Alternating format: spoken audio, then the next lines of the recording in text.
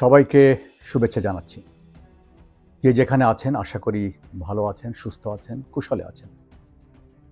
প্রতিযোগিতা বনাম সৃজনশীলতা বিষয়ে 4 পর্বের আলোচনায় আজ দ্বিতীয় পর্বে সবাইকে স্বাগত জানাচ্ছি। প্রথম পর্বে আমরা আলোচনা করেছিলাম প্রতিযোগিতা আর সৃজনশীলতা বলতে আমরা কি বুঝি। আজ দ্বিতীয় পর্বে আমরা আলোচনা করব out of the box thinking বলতে আমরা কি বুঝি।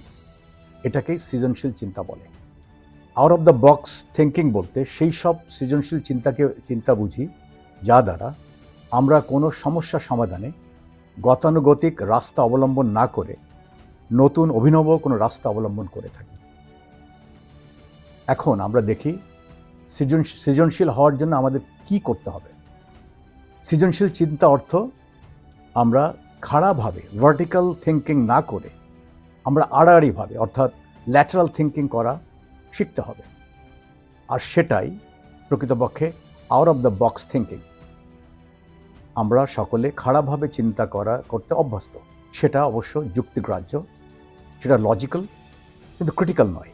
গতানুগতিক যে শিক্ষা ব্যবস্থা আমাদেরকে পরীক্ষা দেওয়া, ভালো ফলাফল করার প্রচলিত পন্থা শেখায় এবং সেভাবেই সব সমস্যা প্রচলিত নিয়মে সমাধান করতে আমাদেরকে শিক্ষা দেয়। কখনো প্রচলিত নিয়মের বাইরে গিয়ে চিন্তা করে সমস্যা সমাধান করতে আমাদের আনুষ্ঠানিক শিক্ষা সেভাবে আমাদেরকে শেখায় না। নতুন রাস্তা অ্যাকচুয়ালি আমরা হাঁটতে চাই না, আর সেটা আমাদের শিশুদেরকেও আমরা শেখাই না। আমরা গতকাল যা করেছি এবং যেভাবে করেছি সেটা সেভাবে করতেই আমরা স্বাচ্ছন্দ্য বোধ করি, অর্থাৎ চেনা পথে আমরা হাঁটতে পছন্দ করি। প্রতিদিন কম বেশি একই রকম নাস্তা খেয়ে দিন শুরু করে একই পথ ধরে স্কুলে বা কাজে যেতে আমরা ভালোবাসি। সমাজে যেটা প্রতিষ্ঠিত আমরা সেটাকেই সমর্থন করতে শিখি। গুণীজনেরা যেটা বলে সেটাই সবসময় মেনে নিই। আড়াআড়িভাবে চিন্তা করা শেখার পূর্বে আমরা প্রথমে দেখি গতানুগতিক চিন্তা করার প্রক্রিয়াটা কি। বর্তমানে আমরা যেভাবে চিন্তা করতে অভ্যস্ত সেটাই হচ্ছে গতানুগতিক। সে বিষয়টা আমি আলোচনা করব। আমরা সবাই অভ্যাসের দাস। সাধারণভাবে কোনো সমস্যা সমাধানের জন্য আমরা প্রচলিত রাস্তা অনুসরণ করি এবং সেটা করার জন্যে সহায়ক সব তথ্য উপাত্ত খুঁজে বের করে থাকি। যে তথ্য প্রচলিত বিশ্বাসকে অগ্রাহ্য করে সেগুলো আমরা সরাসরি নাকচ করে দিই। এই আড়াআড়ি চিন্তা বা ল্যাটারাল থিঙ্কিং করার 3টি সরল উপায়। আমাদের বর্তমান প্রচলিত ধরনের চিন্তা চেতনার পরিবর্তন করে আড়াআড়ি চিন্তা অর্থাৎ ল্যাটারাল থিঙ্কিং করার জন্যে 3টি সরল উপায় নিয়ে আমরা আলোচনা করব যে কীভাবে আমরা ল্যাটারাল থিঙ্কিং করতে পারি। 1 নাম্বার, সমস্যাটাকে, যে সমস্যার সমাধান আমরা করতে চাই, এই সমস্যাটাকে আমরা বিপরীত দিক থেকে চিন্তা করা শিখতে হবে, চিন্তা করব। উদাহরণে আমি বলছি, ধরা যাক বছর শেষ হওয়ার আগে আপনাকে সারা দেশে ছড়িয়ে থাকা সব ক্লায়েন্টদের সাথে দেখা করা আবশ্যক কোনো বিজনেস প্রতিষ্ঠানের জন্য, কিন্তু আপনার কাছে কাজ করার জন্য প্রয়োজনীয় লোক বলও নাই, আর সময়ও নেই, বাজেটও নেই, কিন্তু বছর শেষ হয়ে আসছে। এখন আপনি কী করবেন? সে পরিস্থিতিতে আপনি সাধারণভাবে নিজেকে প্রশ্ন করবেন যে আমি কি উপায়ে সব ক্লায়েন্টদের সাথে দেখা করব। এটা হচ্ছে খারাপভাবে চিন্তা, লজিক্যাল। এখন প্রশ্নটা উল্টো দিক দিয়ে নিজেকে জিজ্ঞেস করেন, কিভাবে হতে পারে যে বছর শেষ হওয়ার পূর্বে আমি কি করে আমার সব ক্লায়েন্টদেরকে আমার সাথে দেখা করাতে পারব। এটা হচ্ছে আড়াআড়িভাবে চিন্তা। এ ধরনের পরিস্থিতিতে আপনি কি করতে পারেন? ক্লায়েন্টদের সাথে আলাদা আলাদাভাবে তাদেরকে কাছে যেয়ে দেখা না করে তাদেরকে আপনার কর্পোরেট অফিসে একসাথে ডেকে সবার সাথে একটা ডিনার দিয়ে, ছোট্ট একটা গিফট দিয়ে তাদের সঙ্গে কথা বলতে পারেন। তাহলে কি হলো? সবার সাথে আপনার দেখাও হলো, কম সময়ের মধ্যে, কম বাজেটের মধ্যে কাজটি শেষ করলেন এবং সব ক্লায়েন্ট আপনার কর্পোরেট অফিস ভিজিট করে ডিনার খেয়ে গিফট হাতে হাসতে হাসতে বাড়ি গেল। 2 নাম্বার, প্রচলিত ধারণাকে প্রশ্নের সম্মুখীন করতে হবে। চোখ বন্ধ করে মেনে নিলে চলবে না।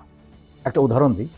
নর্দার্ন পাইক নামে বড় শরীরের এক প্রজাতির মাংসাশী মাছ আছে, নর্দার্ন পাইক। এ ধরনের একটি মাছকে একটা বড় অ্যাকুরিয়ামে রেখে সেই অ্যাকুরিয়ামের মাঝ বরাবর একটা শক্ত স্বচ্ছ কাচের দেওয়াল তৈরি করা হলো। আর সেই স্বচ্ছ কাচের দেওয়ালের ওপারে সেই নর্দার্ন পাইকের খাওয়ার জন্য, সেই মাছের খাওয়ার জন্য যোগ্য ছোট ছোট প্রচুর মাছ ছেড়ে দেওয়া হলো। পাইক সে মাছগুলো দেখে সেগুলো খাওয়ার জন্যে বারবার দৌড়ে সেটার কাছে যাওয়ার প্রচেষ্টা করলেই ওই কাচের দেওয়ালের সাথে আঘাত পেয়ে আহত হয়ে ফিরে আসতে লাগলো। এভাবে চলার কিছুদিন পর পাইকের মনে বিশ্বাস জন্মালো যে ওই অদেখা বাধাটা অতিক্রম করে মাছগুলো খাওয়া তার পক্ষে সম্ভব না।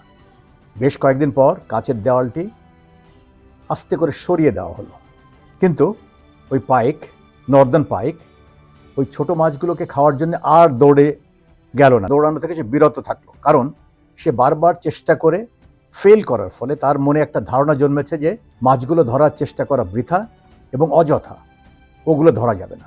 আমরা সবসময় এই পাইক সিন্ড্রোমে ভুগি এবং পুরানো ধারণাকে মাথায় রেখে নতুন উপায়ে চেষ্টা করার কোনো প্রচেষ্টা থেকে বিরত থাকি। 3 নম্বর, সমস্যাকে বিভিন্ন আঙ্গিকে দেখে বিচার বিবেচনা করে সমাধান বের করতে হবে। এমন করতে হলে কোনো সমস্যা সমাধানের পূর্ব ধারণা নিয়ে করার চেষ্টা করা থেকে সবাইকে বিরত থাকতে হবে। এখন আড়াআড়িভাবে চিন্তার কিছু উদাহরণ আমি এখানে দিতে যাচ্ছি। যেমন সব কিছুর বিকল্প বের করা। যেমন কোনো কার ইঞ্জিনকে প্রয়োজনে বিদ্যুৎ তৈরির কাজে আমরা ব্যবহার করতে পারি। কার ইঞ্জিন দিয়ে শুধু কার চালাতে হবে তা না, অন্য কাজে ব্যবহার করতে পারি। সমস্যার সময় কিছু বিকল্প কিছু করা। আপনি চাকরি পাচ্ছেন না, চাকরি পাওয়ার আগ পর্যন্ত অস্থায়ীভাবে স্বল্পকালীন কোনো একটা ব্যবসা করুন বা কিছু একটা করুন, পার্ট টাইম চাকরি করুন। যন্ত্রের সাহায্য নিয়ে সমস্যার সমাধান বের করা। গতানুগতিকভাবে ডেলিভারি সিস্টেমের পরিবর্তে ড্রোন ব্যবহার করে সে কাজ করা যায়। বিপরীত দিক থেকে চিন্তা করে, যেটা আমি একটু আগেই বলেছি। আপনি কি অর্জন করতে চান সেটা চিন্তা না করে, আপনি কি অর্জন করতে চান না সেটা চিন্তা করে সেগুলো বর্জন করার রাস্তা বের করা। এরপরে কোনো প্রতিকূল পরিস্থিতিতে সুযোগ খুঁজে বের করা। আমরা জানি গত কোভিডের সময় আমাদের অনেক ব্যবসা প্রতিষ্ঠান অনেক ভালো ব্যবসা করেছে। তারা ওই প্রতিকূল পরিস্থিতিতে সেগুলো সুযোগ নিয়েছে। আর সুযোগের জন্য নতুন নতুন ক্ষেত্র অনুসন্ধান করা, উপায় উদ্ভাবনে দক্ষ হওয়া এবং সবশেষে মুক্তভাবে চিন্তা করা। আমি আড়াআড়িভাবে চিন্তার একটা উদাহরণের মাধ্যমে যেগুলো আমি বললাম আমি বোঝানোর চেষ্টা করব। একটা রূপক গল্প, ফ্ল্যাগ পোলের উচ্চতা মাপা। একটা ফ্ল্যাগ পোল আপনারা দেখেছেন, স্কুলের সামনে, ইউনিভার্সিটির সামনে ফ্ল্যাগ পোল থাকে, ফ্ল্যাগ উঠতে থাকে, এর উচ্চতা মাপা। দুজন তরুণ ইঞ্জিনিয়ার তাদের কলেজের সামনে দণ্ডায়মান একটা ফ্ল্যাগ পোলের গোড়ায় দাঁড়িয়ে পোলটির আগার দিকে তাকিয়ে অনেক কিছু হিসেব নিকেশ করছিল। পাশ দিয়ে হেঁটে যাওয়ার সময় একটা মেয়ে, সুন্দর স্মার্ট একটা মেয়ে, তা দেখে তারা কি করছে এটা জিজ্ঞেস করলো। তারা উত্তরে বলল, সেই তরুণ ইঞ্জিনিয়ার, যে আমাদের টিচার এই ফ্ল্যাগ পোলের উচ্চতা মেপে বের করার কাজ দিয়েছেন, আমরা সেটাই করছি, কিন্তু আমাদের কাছে তো মই নেই, তাই কি করে উচ্চতা মাপবো সেটাই ভাবছি। কারণ তারা মই দিয়ে উচ্চতা উঠে টেপ দিয়ে মাপবে, এরকমই চিন্তা তাদের মাথার মধ্যে। মেয়েটি বলল, ও এই কথা বলে মেয়েটি তার হ্যান্ডব্যাগ থেকে একটা রেঞ্চ বের করলো। সে পোলের দুপাশ থেকে নাটগুলো খুলে পোলটা মাটিতে শোয়ালো। তারপর তার ব্যাগ থেকে একটা মাপনি টেপ বের করে পোলটির মাপ নিয়ে জানালো যে পোলটি 21 ফুট 6 ইঞ্চি লম্বা। কথাটা বলে মেয়েটি আর সময় নষ্ট না করে সে তার জিনিসপত্র আবার ব্যাগে গুটিয়ে নিয়ে তার কাজে চলে গেল। ছেলে দুজনের মধ্যে একজন মাথা ঝাঁকিয়ে হেসে বলল, মেয়েলি বুদ্ধি, বুঝেছিস বন্ধু, আমরা বললাম উচ্চতা মাপতে আর মেয়েটি আর মেপে দিয়ে গেল। আপনি যদি সৃজনশীলভাবে বা আড়াআড়িভাবে বা আউট অফ দ্য বক্স নীতি অনুসরণ করেন, সেক্ষেত্রে আপনাকে বর্তমানে যেভাবে লজিক্যাল থিঙ্কিং করতে শিক্ষা দিয়ে অভ্যস্ত করা হয়েছে সেটার ব্যাপারে আপনি সতর্ক হবেন, আপনি ক্রিটিক্যাল থিঙ্কিং করবেন। কেননা আমাদের শিক্ষা পদ্ধতি আমাদেরকে সেভাবেই গড়ে তুলেছে। আমাদের সব শিক্ষা কার্যক্রমই সেভাবে পরিচালিত হয়। তারা জোর দেয় লজিক্যাল থিঙ্কিংয়ের উপর, ক্রিটিক্যাল থিঙ্কিং করতে খুব একটা শেখায় না। আমরা অভ্যাসের দাস, তাই আমরা সবসময় চেনা পথেই হাঁটতে চাই। এ প্রসঙ্গে রবার্ট ফ্রস্টের কবিতার লাইনগুলো বিশেষভাবে আমি এখানে উল্লেখ করতে চাই। 2 roads diverged in a wood and I took the one less traveled by, and that made all the difference. আমাদের সবাইকে অনুধাবন করতে হবে যে নতুন কোনো কিছু পাওয়ার যদি থাকে তবে তা অচেনা, অর্থাৎ যে পথে কেউ হাঁটেনি বা কম মানুষ হেঁটেছে সে পথেই কেবল পাওয়া যাবে, চেনা পথে নয়। অতএব আমাদেরকে অচেনা বা নতুন পথে হাঁটা শিখতে হবে, আর সেটাই সৃজনশীলতা। আমরা নিজেদেরকে এবং আমাদের সন্তানদেরকে অচেনা পথে হেঁটে সৃজনশীল হওয়ার অনুপ্রেরণা যোগাবো। সে আশাবাদ ব্যক্ত করে সবাইকে ধন্যবাদ জানিয়ে এ পর্বের আলোচনা শেষ করছি। এ বিশ্বকে এগিয়ে নিতে হলে সৃজনশীলতাই একমাত্র পথ। শিশুরাই আমাদের ভবিষ্যৎ, তাই তাদেরকে সৃজনশীল হিসেবে গড়ে তুলতে পারলে এ বিশ্ব প্রাচুর্য ও খুশিতে ভরে উঠবে। 4 পর্বের আলোচনায় তৃতীয় অর্থাৎ পরবর্তী পর্বে আমরা শিশু মনোবিদ্যা নিয়ে আলোচনা করব, কারণ শিশুদেরকে সৃজনশীল করে গড়ে তুলতে হলে তাদের চিন্তা চেতনা সব বাবা মাকে বুঝতে হবে।